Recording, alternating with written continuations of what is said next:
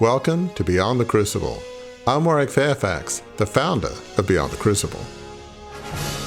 It seems like when setbacks happen, like Marty losing his audition, their collective response is, well, it's all for the best. Defeats are not motivating for this family. It's not like, okay, when you get defeated, you get back up, you try again, you never give up. It's like, well, if at first you don't succeed, give up and never try again. That's hardly a recipe for overcoming the crucibles life throws at us, but it's exactly how the McFly family of Back to the Future responds when they encounter setbacks, at least until their son Marty starts doing some time traveling in a souped-up DeLorean. This week, in the fourth episode of our special summer series, Back to a Better Future, the Crucibles of Sci-Fi Cinema, we look at the challenges the McFlys face, from being bullied by Biff Tannen across 2 generations to not believing in themselves enough to muster the resilience to turn their trials into triumph. How can understanding how they master these challenges help you overcome your own? Stay tuned.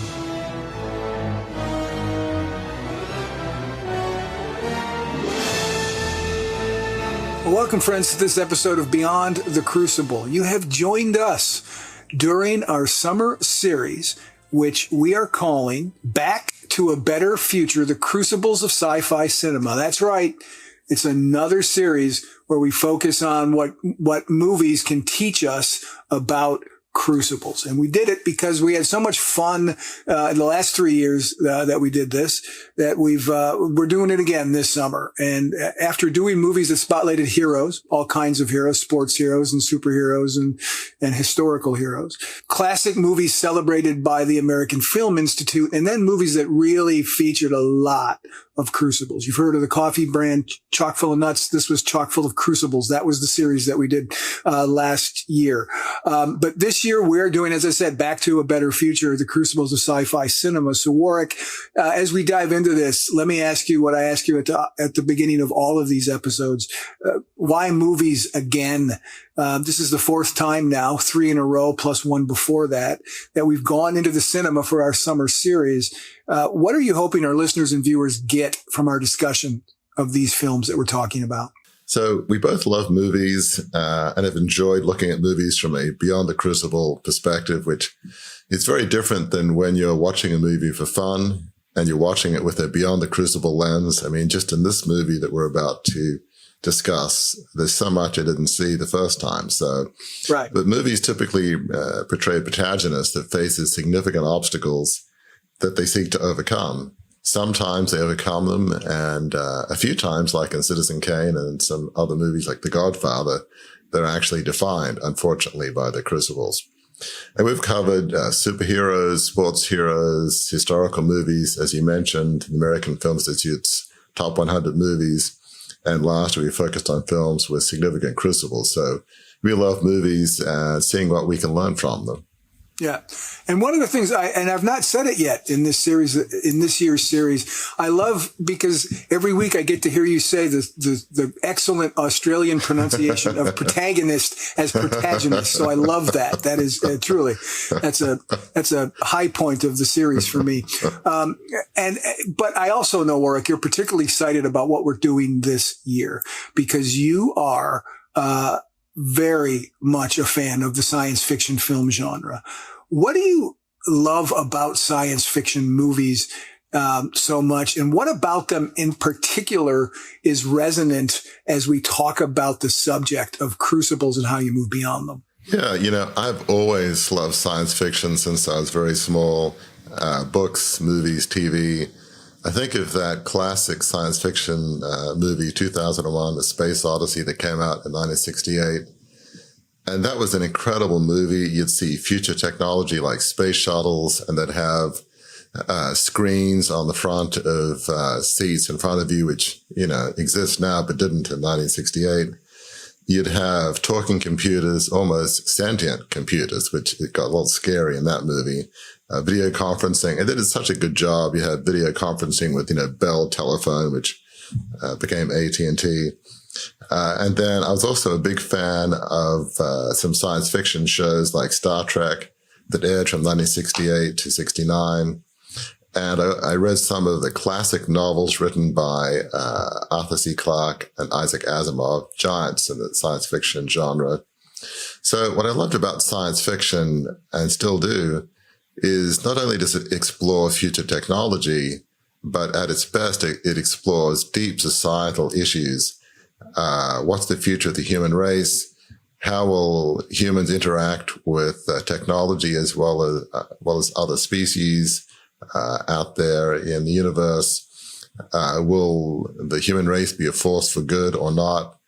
And many of the issues that we face today, such as AI, really is something that comes up in science fiction. As I mentioned in 2001: A Space Odyssey, we have a computer that ends up being malevolent and puts the astronauts in great danger because it basically becomes sentient.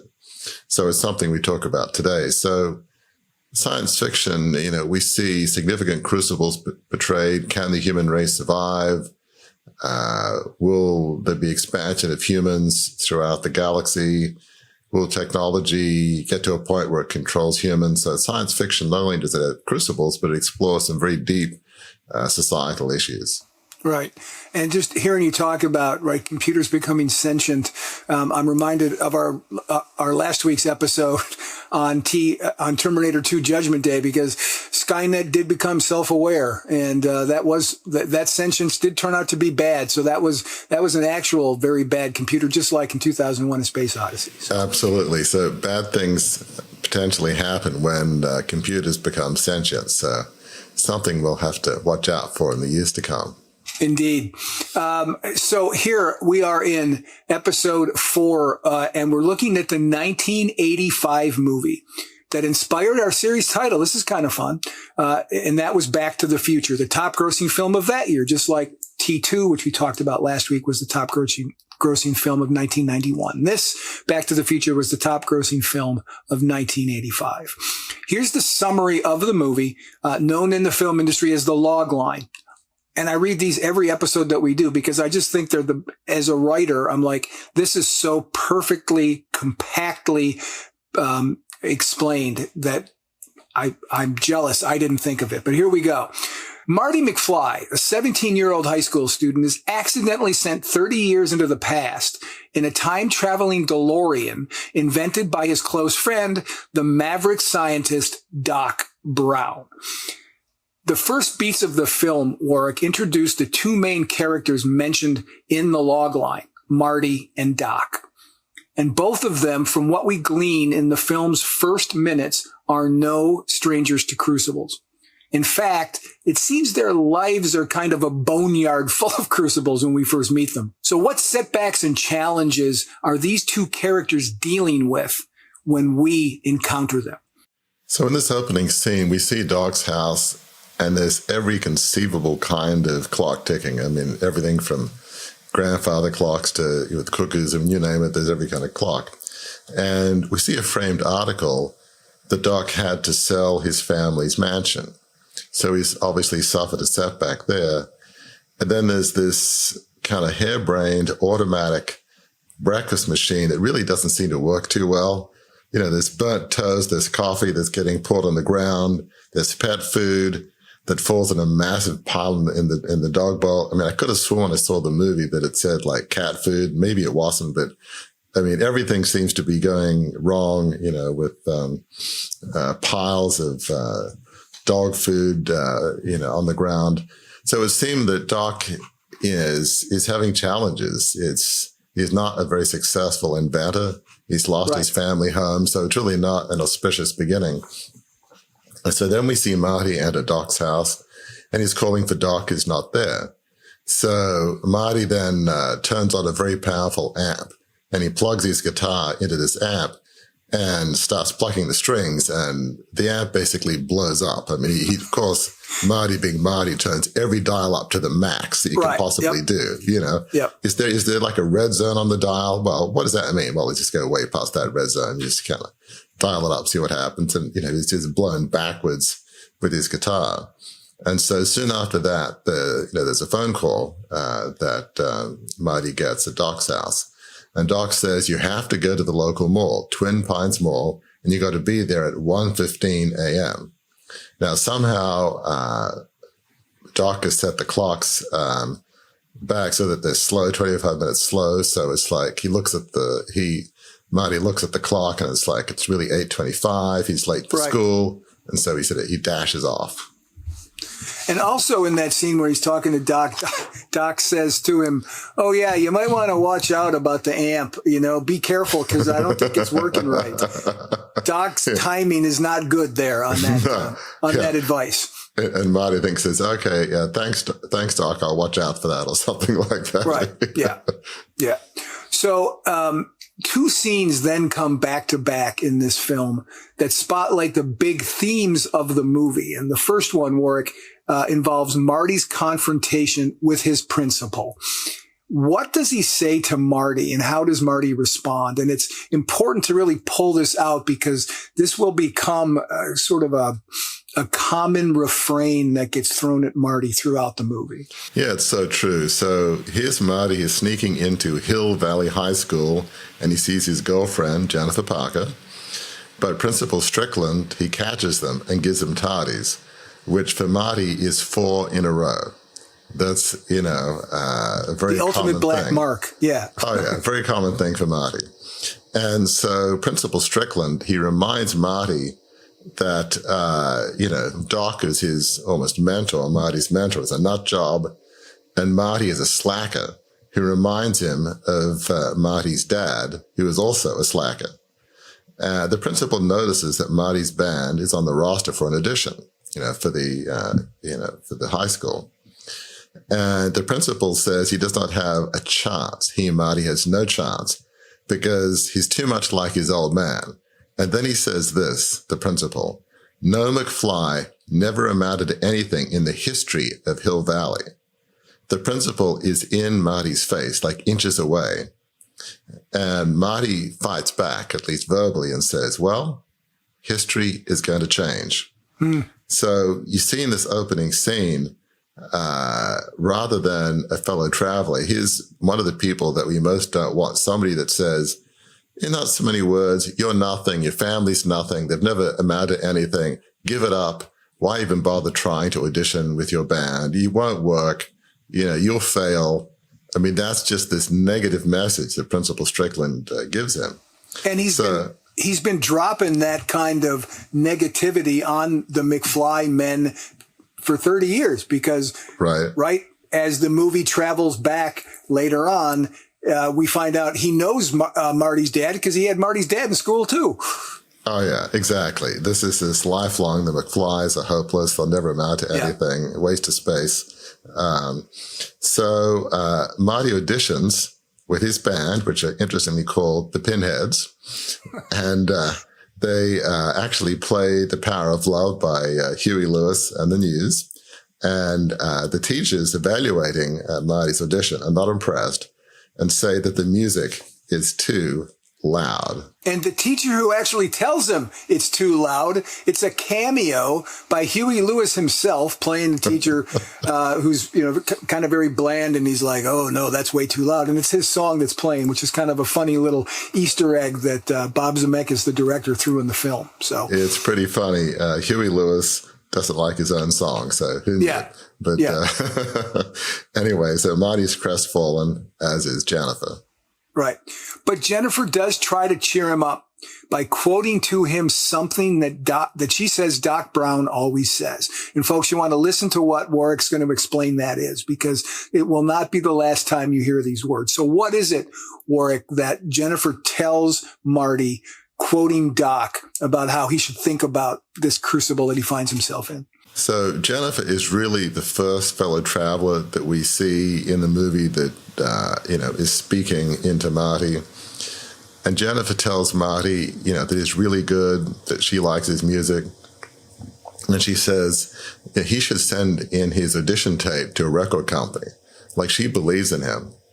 And then Jennifer starts to say, it's like Doc says. And then Marty, finishes what Jennifer was about to say. Right. And so Marty says, if you put your mind to it, you can accomplish anything. And Jennifer says, that's good advice. So Marty says, that if they say he's no good, that he can't take that kind of rejection.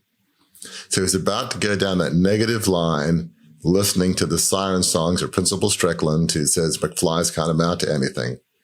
But then he stops and he catches himself and says, hang on, I'm sounding like my old man. I'm sounding like my dad. So he realizes this is not helpful to go down this line if McFly's can't accomplish anything and just give up.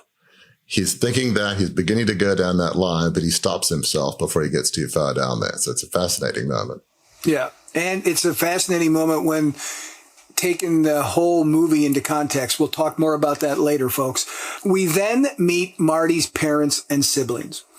They, too, seem to be living in a crucible existence, especially the dad, George, who is bullied by his boss, Biff. These scenes show, Warwick, that the whole family's living crucibles, don't they? So here we see Marty at his home, and Biff Tannen comes in. Now, Biff has wrecked George's car, but Biff, of course, won't pay for the damages. Somehow, he finds a way to say, well, George, it's all your fault that I crashed your car, instead of Biff logic. And not only that, but he blames George for the fact that he spilled his drink on his lap and it stained his jacket. And so he wants George to pay for the cleaning bill for his jacket. Right. So it's George's fault. George has to fix the car that he wasn't driving, and which is George's car, and also to pay for the dry cleaning for the jacket. So then Biff asks George for the reports that George was meant to work on. Now, it's clear that these are reports that Biff should be working on. It should be Biff's reports. And he says, look, I need a bit of time because I'm going to need to, copy them so that it makes it look like it's my work. And so when George seems a bit slow on the uptake or slow to respond, Biff grabs George by the tie and says sarcastically, hello, anyone home? He then mocks George again by saying to him that his shoe is untied. Of course, George looks down and Biff kind of hits him on the chin. So George laughs kind of nervously, and Biff looks at Marty, and Marty stares. Marty's just looking at what is happening here. Marty's just incredulous just to see the way that Biff is treating his dad and how his dad is just taking it. And to hear you talk about Biff, this just popped in my head. He's kind of like in old Western movies, the villain that like twirls his mustache, right? And what's funny about this movie, right, or about that is that there were 3 Back to the Futures made. And in the third movie, Back to the Future Part 3, where they go back into the like 1870s or something, I believe Biff is actually plagued with one of those big handlebar mustaches. So that was intentional, I guess, for the character when he's first introduced here. I'm not sure, but I can't remember, but maybe it was one of Biff's ancestors. Yeah, in the right. 1800s or something. Yeah. So, that the genes of being obnoxious and the bully go back generations. Yes, so, indeed they do. So, once Biff leaves, then George says he knows what Marty will say, because he can tell this is expression on Marty that's just like, what are you doing? What's happening here? And so George says, well, Biff is his supervisor. And George says, well, he's just not good at confrontations. Marty says, but Biff wrecked the car. And Marty says he needed the car. And his dad says, well, he's sorry. George says, well, Marty is better off not playing at the dance, because George hears that Marty didn't do well on the audition. And Marty's brother Dave agrees. Everybody's sort of supporting this negative give up at the first, moment of failure, at the first setback. And nobody seems to be doing that well. We've seen how George is completely under Biff's thumb. We see Dave is in a McDonald's uniform, obviously working at McDonald's. Marty's sister doesn't seem to be doing that well. And then we see Marty's mother, who's overweight and is drinking, a lot. And so, and then we see that Lorraine throws a cake down on the table for Uncle Joey, who basically says he's not going to need it because he didn't make parole again. I think there was icing on this saying, welcome home or welcome out, Uncle Joey. And Uncle Joey's still behind bars. And So then Lorraine says, well, we all make mistakes in life, and just looks at it very, matter-of-factly, if you will. So it seems like none of the families seem to be doing well, including Marty's mother, who drinks too much, and his brother who's working at McDonald's.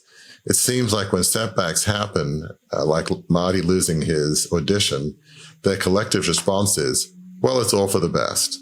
Defeats are not motivating for this family. It's not like, okay, when you get defeated, you get back up, you try again, you never give up. It's like, well, if at first you don't succeed, give up and never try again.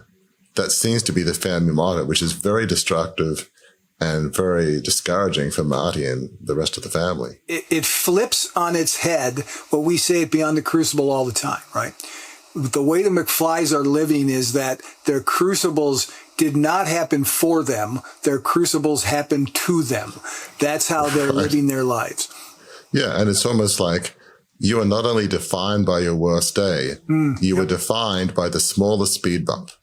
Yeah. No matter how small the speed bump is, give up. You are defined by that. I mean, it's just a crushing, depressing life that they're leading. Right.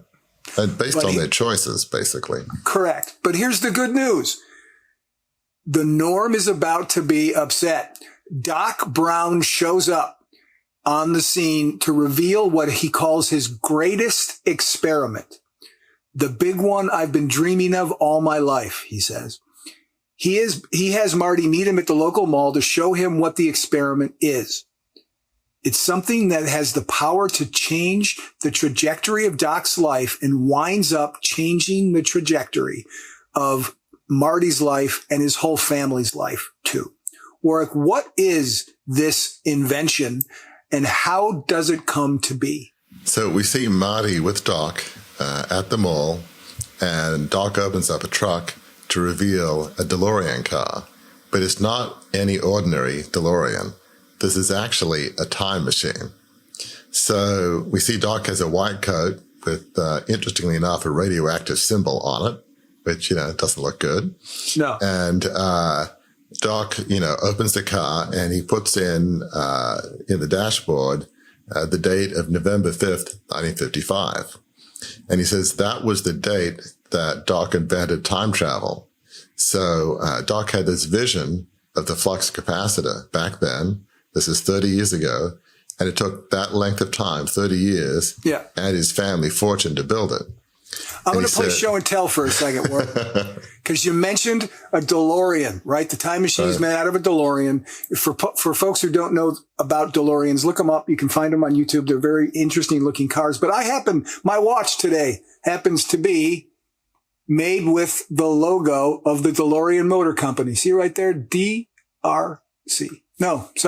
DMC, the DeLorean Motor Company. That's my watch today. But you also mentioned, Warwick, the flux capacitor. I've got to do this. You have a flux capacitor. I have a flux capacitor right here. It's actually a Yahtzee cup. It's Back to the Future Yahtzee. So there's my show and tell for the day. Sorry to interrupt, but I had to show that. No, that's all good, and you don't need to show us the plutonium. I'm sure that's back in the lead line vault that you have in the basement. Yes, that is not right handy right now. No, indeed. So this flux capacitor, the DeLorean, it runs on plutonium, and it needs 121 gigawatts of power to make it run. So Doc said, obviously, it needs plutonium, and he said that he took the plutonium from some Libyan terrorists who wanted him to build them a bomb. So basically, where do you find plutonium? Well, I guess these handy Libyan terrorists wanted him to build a bomb, and he said, "Sure, I'll build a bomb," not really intending to do that. So I think we'll see that Doc didn't quite think through this plan very well. But anyway, he says he's going 25 years into the future, and he needs one flask of plutonium per trip. He was almost about to take off without another flask of plutonium, which means he would have got stuck. So just then, as Doc's about to take off, we see this VW van hurtling through the mall. The top's open, and there's Libyan terrorists just shooting at them with machine guns. Right. And at one point, it appears that Doc is being killed. They, fire all over him. So then Marty jumps in the DeLorean and accelerates. And we've already learned just before then that the key benchmark is 88 miles per hour. Because once you hit 88, time travel happens. So you see the dial get close to 88, and then it happens. And then the DeLorean disappears. You see these flaming tire tracks, and it's disappeared. The VW van crashes, and somehow Marty is gone. He's gone somewhere. He's gone somewhere. Dun, dun, dun, dun. You don't have to wait too long, folks. He's gone, and he shows up pretty quickly, and he shows up in 1955, 30 years earlier.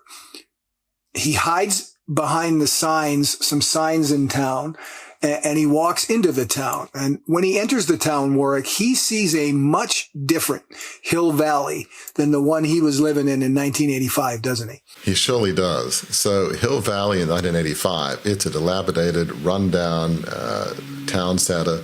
It has X-rated movies shown on the movie theater. But now in 1955, Hill Valley town center, it looks pristine. And there's a movie playing with Ronald Reagan in it. Now, for folks, this movie was made in 1985, and in that year, Ronald Reagan was president. So the audience are going, whoa, what? Ronald Reagan's, is playing in a movie back then. And so then we see a Texaco gas station, and it has a whole bunch of people helping this one car. So there's somebody filling it up. There are other people washing the car, and they've all got their Texaco uniforms. And it looks like a pit crew. It looks like a pit crew in a car race, right? Absolutely. But that doesn't happen here, at least not in our time, nor did it in 1985. But in 1955, it did. And we also see a record shop playing the song The Legend of Davy Crockett, and that was from a great 1950s black and white TV show, Davy Crockett. And then we see the clock tower in the main square is actually working, because in 1985, and this will be important later on, it's been broken for 30 years. Right. But in 1955, it's actually working. Yeah. And then Marty meets his dad, a 30 years younger George McFly. First person he meets when he gets back in 1955, when he gets into 1955. And he discovers that George's crucibles back then are a pattern that continued, doesn't he? In other words, the guy that he meets in 1955 has a lot in common with his father in 1985, doesn't he? Yeah, he surely does, unfortunately. So Marty enters a diner, and he's looking for a payphone to try to get hold of Doc. He knows that Doc was around in Hill Valley back then in 1955, so he's trying to find a payphone and a phone book and, find the address and number. So then a young Biff enters, and he says, "Hey, McFly." And so Marty turns around, but there's another guy that turns around too at the same time. And that other guy is a young George, Marty's dad. And so Biff asked George if George has done Biff's homework. It's the same line as in 1985 exactly. When Biff says, "Hey, have you done my reports?" So in this case, it's, "Have you done my homework?" And George says, "Well, it's not due till Monday." Well, Biff knocks George on the head saying, "Hello, is anybody home?" Biff says he needs basically the weekend to copy it, because if he doesn't copy it in his own hand, Biff will get kicked out of school. And so it looks like nothing has changed for George. George is still getting picked on by Biff, and George is also not standing up for himself and just shrinks, from Biff's teasing and him using him. So it seems like George has gone through a lifetime of being picked on and being used by Biff and doing nothing about it. Yeah. Then George also leads Marty to his mom, Lorraine, to Marty's mom, Lorraine. And unlike Marty's dad, who's pretty much the same as Marty knows him to be in 1985, Marty's mom, 30 years earlier in 1955, she's nothing like the woman, she's a girl at this point. She's nothing like who Marty knows to be his mom in 1985, is she? She's a different young lady. It's so true. So George takes off on his bike and Marty follows him. So then Marty sees George in a tree, and George has binoculars and is staring across the road at a young woman in her bedroom on the second floor. Who's clearly undressing. up to something really good, George. And so Marty is thinking, my dad is a peeping Tom. I mean, what is my dad doing? So then George falls out of the tree and falls right in front of the car that's driving by. So Marty, in an act of heroism, pushes his dad out of the way and gets hit by the car. Now, George rushes off while the driver of the car gets out to see if Marty's okay. Now, it turns out, we'll find out the driver of this car is a young Lorraine's dad. So what ends up happening is Lorraine's dad, the driver of the car, brings George, who's unconscious, back to his house. So then Marty wakes up, and at first he thinks, okay, I had this nightmare, and I'm waking up, and what happened? And there's a girl by there, and as Marty's waking up, he says, "Mom, is that you?" Right. And kinda. But as Marty's waking up, this girl puts an ice pack on his head and says that Marty's been asleep for 9 hours. And the light goes on, and it turns out the girl is his mother. Now, this is a young Lorraine. She's a teenager. She looks wonderful. Very different than the, more overweight mother that he knows who drinks too much. This is a completely different Lorraine, a completely different person. So Lorraine keeps calling Marty Calvin because Marty wears Calvin Klein underwear. And so throughout the movie, it's, it shifts between Lorraine calling him Calvin or Marty. It's a bit confusing. Right. Because, she obviously has never heard of Calvin Klein underwear. And so Lorraine sits next to Marty and is going to touch him, like putting a hand on his knee or something. And, and Marty's like, falls off the bed and, really doesn't want to be sort of romantic. Can't get away fast enough, right? Yeah, he doesn't want to be in a romantic relationship with his mother. So Marty goes downstairs and he meets Lorraine's parents and family. And in one funny scene, he sees that there's baby Joey who's in the playpen. And Marty says, you better get used to this. Because remember, in 1985, when he's at his home, his mom puts down this cake for his Uncle Joey who's in prison. So it's like foreshadowing of little baby Joey's behind bars. So anyway, so Lorraine in 1955 is nothing like Marty's mother in 1985. She's young and good looking with a whole life ahead of her. So everything seems very different now in 1955. Yeah. So Marty's perspective, his world is rocked, and he tries to find something that's going to help him unrock it. And that's when he goes looking for 1955's version of Doc Brown. He finds him, but initially has trouble convincing him that he's from the future. Marty, is from the future. It's only after he shares the story of how Doc was prompted to create the time machine that Doc offers to help him. Warwick, let's take a look and a listen to the clip that drives the action in the second act of the movie. Here it is. It's truly amazing. A portable television studio. No wonder your president has to be an actor. He's got to look good on television. Whoa, this is it. This is the part coming up, Doc. No. This sucker's electrical. But I need a nuclear reaction to generate the 1.21 gigawatts of electric. What did I just say? The flux capacitor stores. This sucker's electrical. But I need a nuclear reaction to generate the 1.21 gigawatts of electricity. 1.21 gigawatts! 1.21 gigawatts! Great Scott! What the hell is a gigawatt? How could I have been so careless? 1.21 gigawatts! Tom, how am I going to generate that kind of power? It can't be done, can it? Doc, look, all we need is a little plutonium. Oh, I'm sure that in 1985, plutonium is available in every corner drugstore, but in 1955, it's a little hard to come by. Marty, I'm sorry, but I'm afraid you're stuck here. Whoa, Doc, stuck here? I can't be stuck here. I got a life in 1985. I got a Is she pretty? Oh, she's beautiful. She's crazy about me. Look at this. Look what you wrote here, Doc. I mean, that says it all. Doc, you're my only hope. Marty, I'm sorry, but the only power source capable of generating 1.21 gigawatts of electricity is a bolt of lightning. What did you say? A bolt of lightning. Unfortunately, you never know when or where it's ever going to strike. We do now.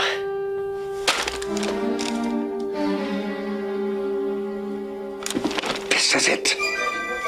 This is the answer. It says here that a bolt of lightning is going to strike the clock tower at precisely 10:04 p.m. next Saturday night. If we could somehow harness this lightning, channel it into the flux capacitor, it just might work. Next Saturday night, we're sending you back to the future. So, Art, talk about what leads up to this clip and the importance about what's about to take place after this clip plays out. So, yeah, Gary, as you mentioned, Marty has trouble convincing Doc that he's from the future in a time machine that Doc created. It seemed pretty far-fetched in 1955. So Marty says that he knows how Doc got the bruise on his head, that he fell off a toilet and somehow came up with the idea for the flux capacitor. So they go off and get the DeLorean, which is hidden behind a sign outside of town. And they bring the car back to Doc's garage. So after Doc shows Marty his drawing of the flux capacitor, they open the DeLorean to see the real flux capacitor. Right.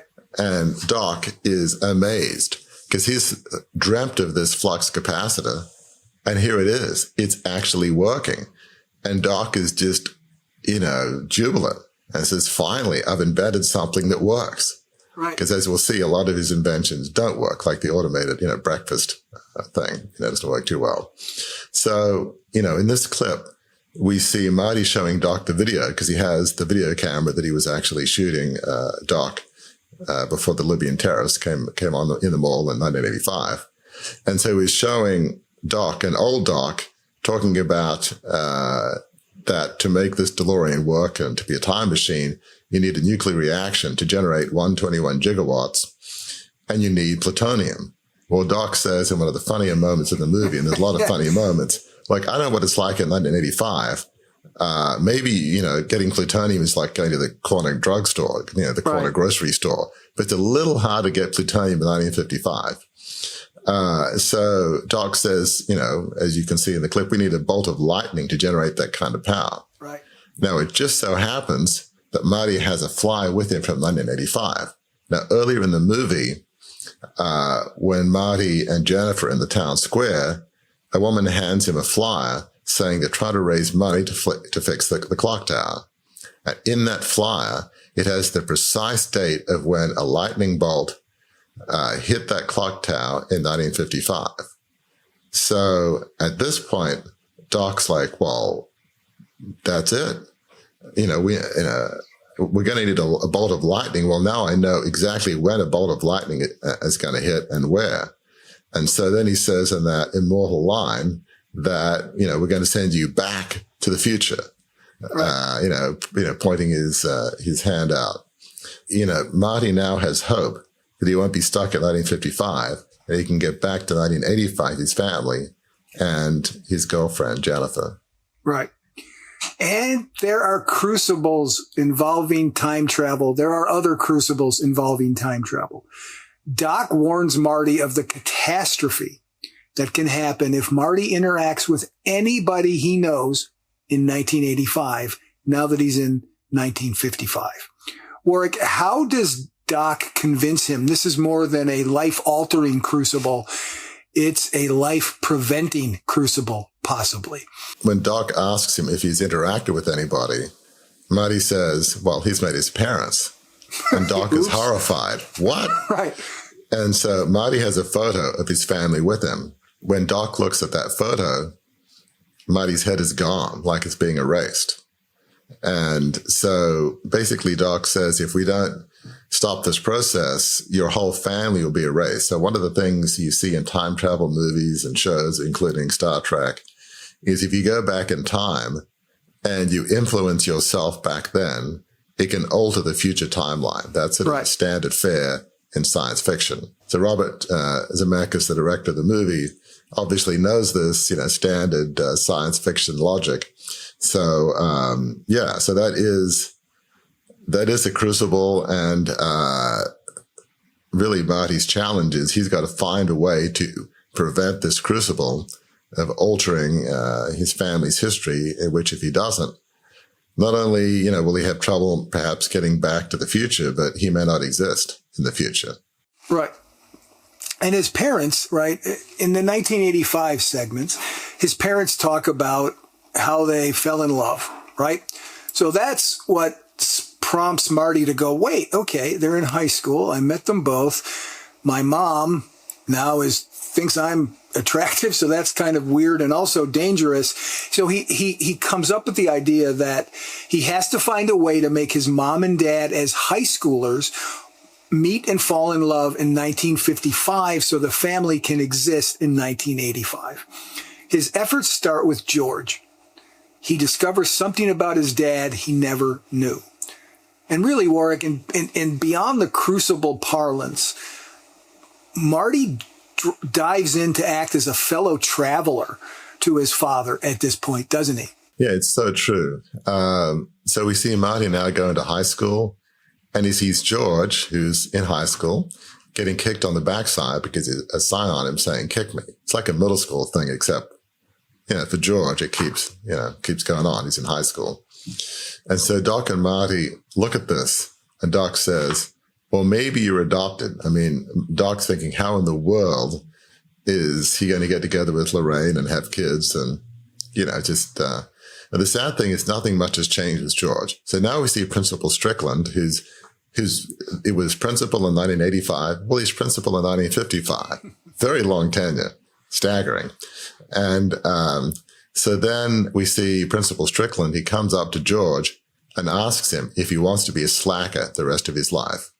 So just like the future principal, this principal is the same kind of person. He keeps really getting in the face of McFly's and discouraging them. And Doc wonders what Marty's mother ever saw in George. I mean, there's not a lot to think of. Who could see anything worthwhile in George? That's really basically what Doc is thinking. And Doc and Marty realize that George and Lorraine connected because originally George was the one who was meant to be hit by Lorraine's father's car. But in this version of events, it was Marty and not George. And that's what really alters the timeline, which is a bit of a disaster for the time continuum, so to speak. So Doc says it's the Florence Nightingale effect, when nurses become attached to their patients. And that's what happened in the original timeline. Now, Lorraine only has eyes for Marty and calls him a dreamboat. Doc says that we have to get George and Lorraine to go to the Enchantment Under the Sea dance, and that George has to take Lorraine to the dance. If that doesn't happen, then Marty won't exist. Right. His siblings won't exist. So, we see George is in the cafeteria writing science fiction stories. And George says that he never lets anyone read his stories because what if people thought they were no good? George often says, I don't think I could take that. And Marty finds a way of encouraging him and saying, well, maybe they'll get published. There's something that just by Marty's presence, I think George maybe feels like, well, that's probably silly. And George and Marty doesn't think it's silly. And anyway. Well, and it's also, right, for Marty, because Marty back in 1985, when he gets not in the band, right, he's trying out for the concert. He gets rejected. He says the same thing to Jennifer. So they oddly, interestingly, get strength from each other over the course of time, I think, here. Yeah, so true, so true. So Marty says that Lorraine wants George to ask her to the dance. And George says, well, if she said no, he could not take that kind of rejection. And George says that Lorraine would rather go with Biff. which is amazing how clueless George is, because Correct. that is not the case. Who would want to go with Biff? He's just a bully. So George says there is nothing on the planet that will make him change his mind and ask Lorraine to the dance. Now, those are auspicious, actually triggering words in a good sense of the word, because then Marty gets creative and he puts on his radiation suit because to go in the DeLorean time travel machine, because it's got plutonium, you've got to have a radioactive suit. So he has this yellow radioactive suit on, and he goes into George's bedroom at night, and he puts these, Sony Walkman headphones on George, and he sort of cranks up the music. I think it's playing Van Halen, and George wakes up, and Marty pretends to be an alien, and he says that he is Darth Vader from the planet Vulcan, which, as science fiction aficionados would know, that's mixing Star Wars with Star Trek. But, George doesn't know.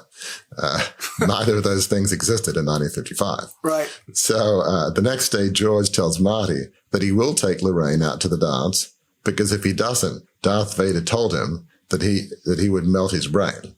So, Darth Vader is really deserves some credit in this particular movie for helping give George some courage, or maybe it's the fear that prompts him to do something.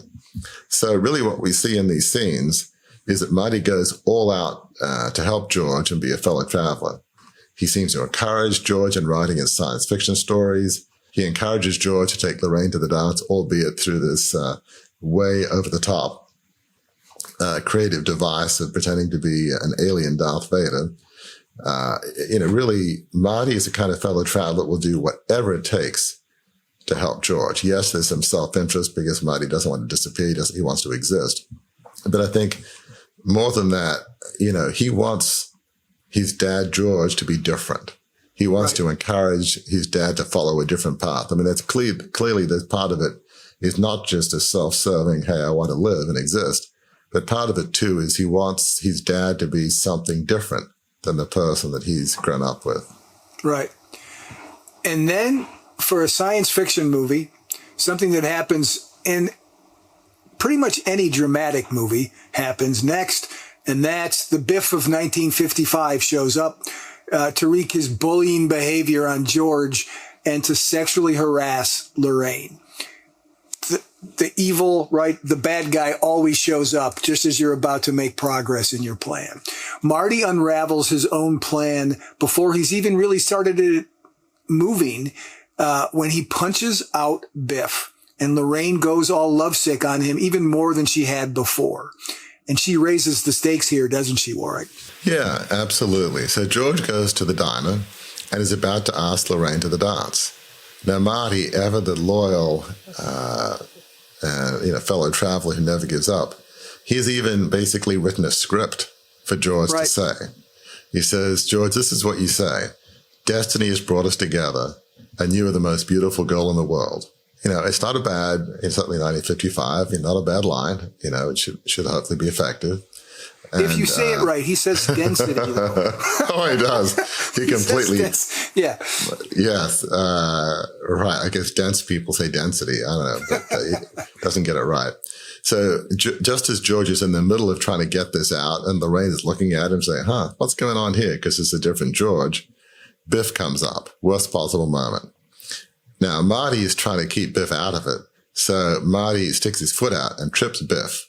And so then Biff stands up, gets in his face, and then Marty punches him out, punches Biff. Well, Marty flees while Lorraine looks at Marty, who she calls Calvin, and says he's a dream. So the plan spectacularly backfires here. And rather than helping George, it actually makes her be even more attracted to Marty. So, she's getting even more infatuated with Marty and not George. So then what happens is that Lorraine actually follows Marty to Doc's house where Marty's staying. And Lorraine wants Marty to ask her to the dance, which is the exact opposite of the plan. So Marty asks, what about George? And Lorraine says, well, George is cute, but a man should be strong and stand up for himself and protect the woman he loves. Key words, as we'll see later in the movie. She wants somebody that will stand up for himself and protect the woman he loves. This George in 1955 does not seem the kind of guy that would do either of those things. So it's after this scene, Warwick, that Marty truly shows his fellow traveler colors. He gives George a pep talk that echoes what Jennifer told Marty in 1985.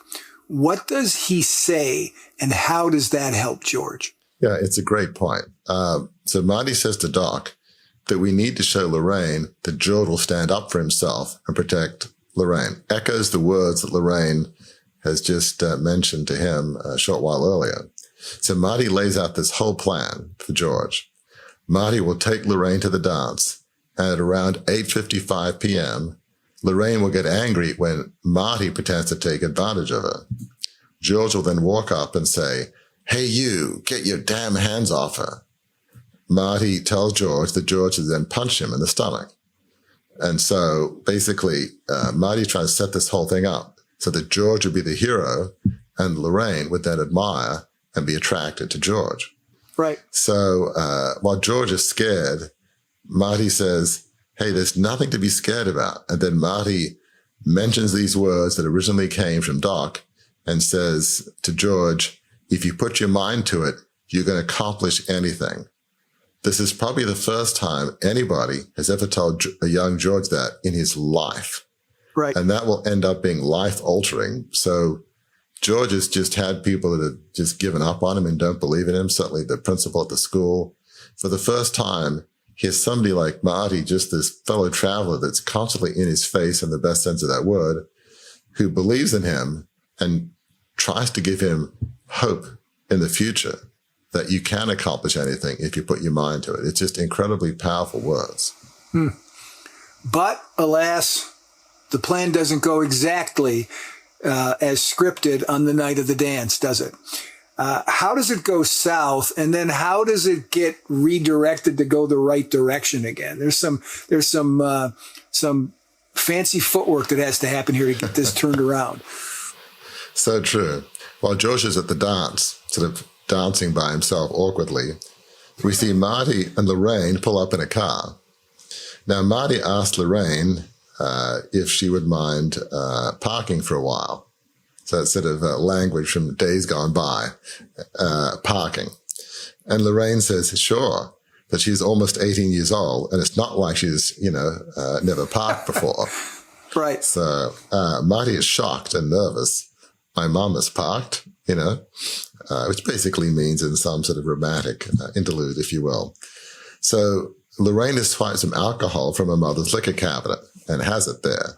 So Marty tells her not to do that because she might regret it later in life when she drinks too much. And then she starts smoking. And Marty is shocked. This is almost foreshadowing of direction that won't be helpful in Lorraine's life, drinking and smoking. Right.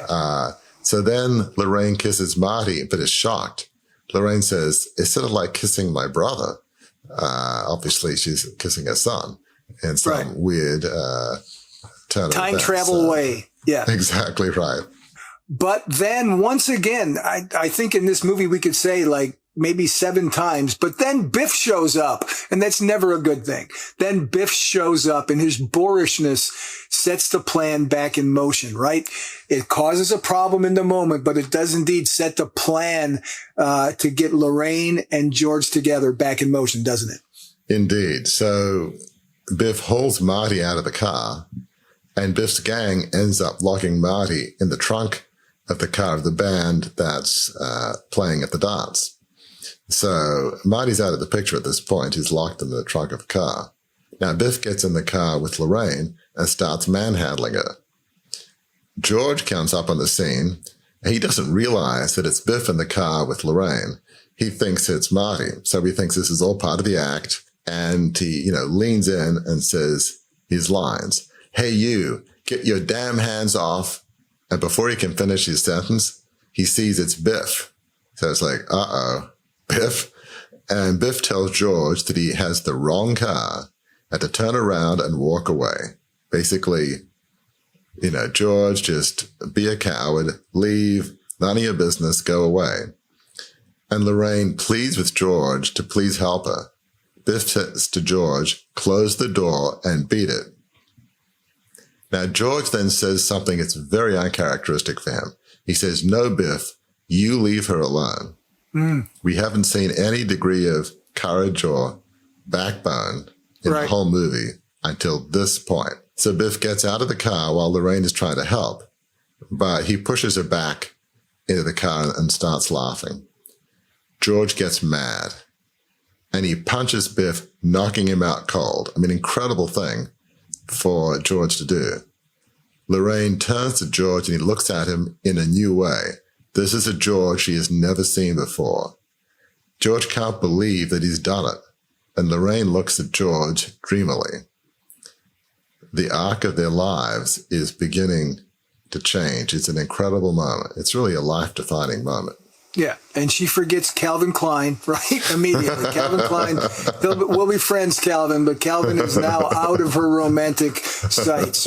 But the great thing about this movie, things are going well, 2 steps forward, 1 step back.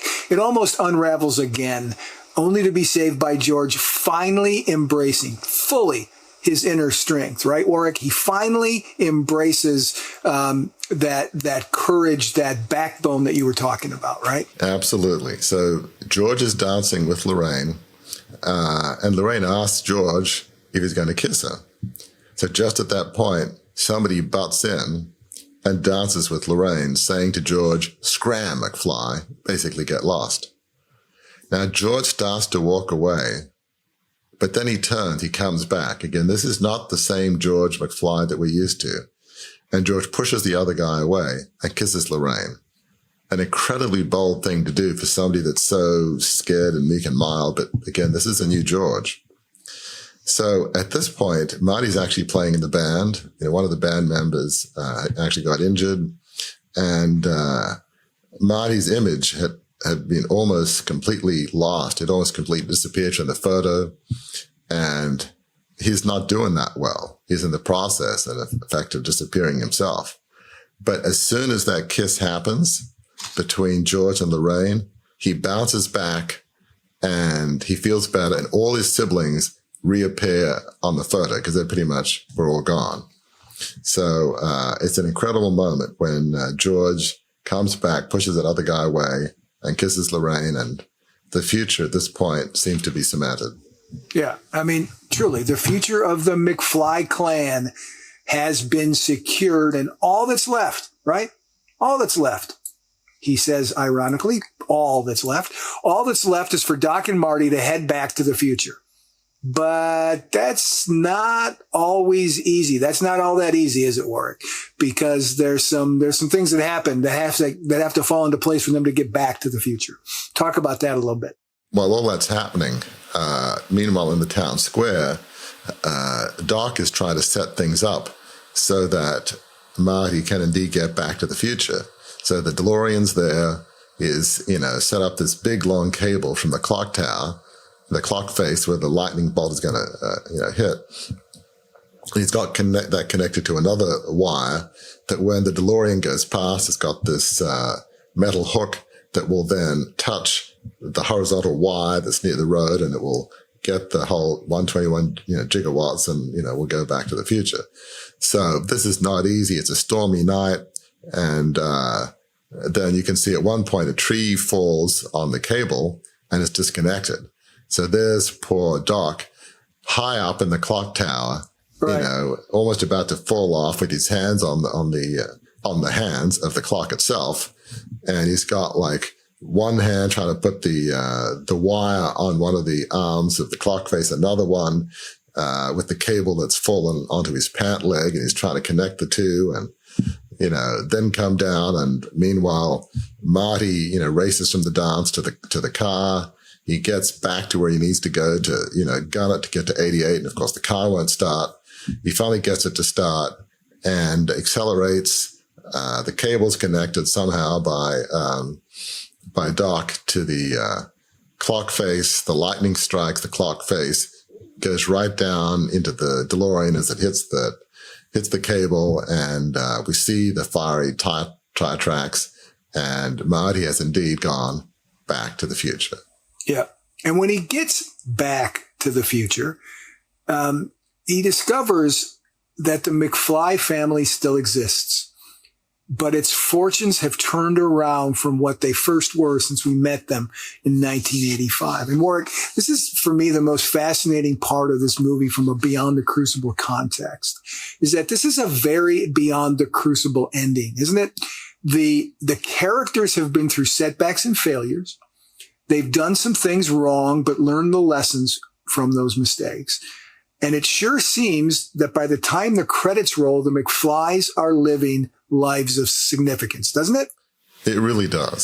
So you've got Marty entering his house, the home that he grew up in, and it's like it's this completely new world. It's an alternate universe. It literally is an alternate universe, a better universe.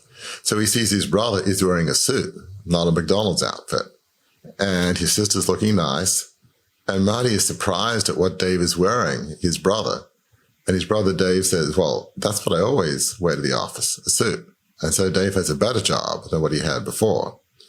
So his parents walk in looking like they've just come back from some tennis match at the club, and they're nicely dressed, sophisticated, and looking very confident and at ease. I mean, he's completely different parents than he's grown up with. Now, Marty falls off his chair in shock and says they look great, and adds that his mother looks so thin. Right. She is now, looks good, is healthy, is thin. And then his mother says that she really likes his girlfriend, Jennifer, and asks Marty if he's going to go up to the lake with Jennifer. Well, Marty says, well, I can't because the car's wrecked. Because remember, in his timeline, Biff wrecked the car and, of course, blames his dad, George. So it turns out that it's actually a BMW in the driveway, which wasn't a BMW there before. It was another car. Not as nice. And now we see an older Biff, and he's waxing it. Now, this is a very different Biff. Right. Biff is almost, I don't want to say lost some confidence, but kind of, Yeah, he's certainly not that bully anymore. No. So, and what's interesting is a very different George tells Biff, now Biff, make sure there are 2 coats on that car, because he knows that Biff will try to con him and get away with stuff. And George knows that and is onto him and will not let that happen. And so then in walks Biff with a box of George's new book. It is George's first novel, a science fiction novel. And so, which is amazing because if we remember in 1955, George talked about writing a science fiction novel, but never seemed to think he was going to do it. But, Marty sort of encouraged him. And so then George offers this classic line, if you put your mind to it, you can accomplish anything.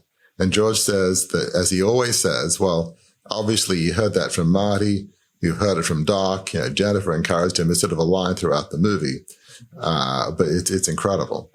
So then Jennifer appears, Marty's girlfriend, and says, ask if everything is all right. And Marty says, oh yeah, everything is great. I mean, everything is a whole lot better than it was before. This version of Marty's life is so much better than before. And so then Marty notices a sleek black Toyota 4x4 pickup truck. I think Biff has just been waxing it. And Biff hands Marty the keys. Now, before Marty went back to 1955, earlier in the movie, we see that Marty had always dreamed of having this 4x4 Toyota pickup truck. And now he has it. He actually owns it. So now we see George, returns in the DeLorean. He's been off to the future, and he wants to tell them about their future adventures or about the next adventure that they're going to go on. So it looks like the McFlys are doing very well. George is confident and successful and is no longer bullied by Biff. In fact, Biff now works for George, which is very different than the earlier version of life. Lorraine doesn't drink too much anymore and looks great. Marty's brother's professional. Marty's sister's doing great. So George has changed the direction of his family's life. It's really Marty that changed George's life, and now George is changing his whole family's life. Before, he was a timid person who would just give up at the first sign of trouble. Now he lives by that family motto. It's become his family's motto, even though it was originally from Doc. If you put your mind to it, you can accomplish anything. So that motto, as you mentioned, started with Doc. Jennifer and Marty started quoting it. And now that motto is really, and that with the way of thinking, rather than giving up, anything's possible if you put your mind to it. It's transformed George's life and his family's life. It's incredible. And it's interesting, right? Back to the Future at its basic level is a time travel film. But really, when you get into these issues, when we come at it from this perspective, it's really a legacy building film. It talks about, it shows how to build a legacy in a family, which I think is what we try to do here at Beyond the Crucible. Yeah, it's such a good point. You can have a legacy of despondency, of giving up. Nothing's impossible. At the first sign of a setback or failure, give up. You're not worth it. Everybody's out to get you. When they say that you're hopeless, everybody's right. You should cower when people pick on you. Don't defend your family. Just maybe commiserate with them. But yeah, McFlys are slackers and will never amount to anything. So just why bother? And now we have a different legacy in which McFlys are a family that don't give up, that anything's possible. They defend those they love. They stand up for what's right. They don't let people like Biff take advantage of them. It's a complete 180. It's a completely different legacy, a completely different life. One is of just despondency and hopelessness and despair, and the others of confidence and optimism and anything's possible. It's just two completely different legacies that we're seeing in this movie. Right. The McFlys at the end are living a 121 gigawatt life of significance, I think. Indeed. So Warwick, let's pull out of the movie and talk to our listeners and viewers. How do the crucibles of the characters in Back to the Future offer us insight into how to move beyond our own crucibles? So we see in Back to the Future, lives change. George McFly goes from this cowering man who is continually bullied by Biff and basically gives up on life to a confident man who's in charge and is optimistic, as influencing his whole family with this can-do, nothing is impossible mindset. His wife, Lorraine, is also confident and healthy, which is different from the person before who was overweight and drank too much. And Marty's siblings are also transformed. They're doing better. Now, Doc also is different. He shifts from being an inventor who historically has failed at everything, and he lost his family's house and fortune. Now he's a successful inventor who has traveled to the future and back. And Marty has also changed. He's changed from somebody who almost believes he's a loser like his dad and can't be successful at anything, including not making the audition for the band at high school. He hears the voices of people like Principal Strickland, who calls him a slack and believe that McFlys will never amount to anything. He doesn't completely buy it, but he's certainly not confident that he and Marty can achieve anything. You know, it requires people like Jennifer kind of believing him, but he certainly doesn't come out of the gate as some confident person where success and confidence is assured. So Marty changes the direction of his family's life. He is the one who encourages his father to publish science fiction novels and to pursue a relationship with Lorraine. Marty, in some sense, is responsible for giving George courage, which ends up leading George to no longer being bullied by Biff. I mean, Marty is really an incredible fellow traveler to George, to his dad. He helps him, believe that he can get his book published. He helps him believe that he can have courage and stand up to people like Biff and do what's right, pursue the woman that he's attracted to. So really what this shows is we have a choice in life. We can listen to the bullies like Biff or the naysayers like Principal Strickland that tell us we're losers and will never amount to much. Or we can listen to people like Doc, Jennifer, and Marty who believe in us. So having fellow travelers that come alongside us like this in this movie, it can have generational impact that fundamentally transforms our lives for good. Folks, you just saw it. The house lights are back up, curtains closed. So pick up your popcorn boxes, your hot dog wrappers, and if you brought a flux capacitor, take that with you as well.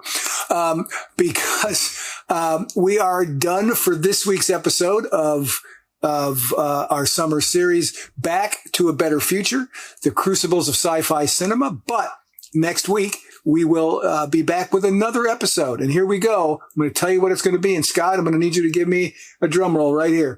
There you go. The drum roll is here. And we are going to talk next week about Jurassic Park, the first Jurassic Park. Fascinating. That'll be a fascinating discussion. So until next week, folks, remember, we'll save you a seat. We'll see you then.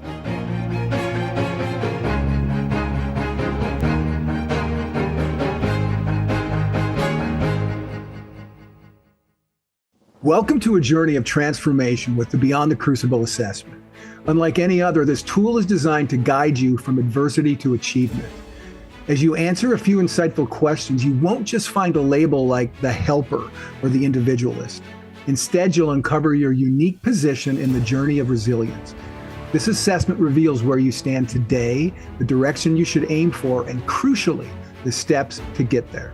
It's more than an assessment. It's a roadmap to a life of significance. Ready? Visit beyondthecrucible.com. Take the free assessment and start charting your course to a life of significance today.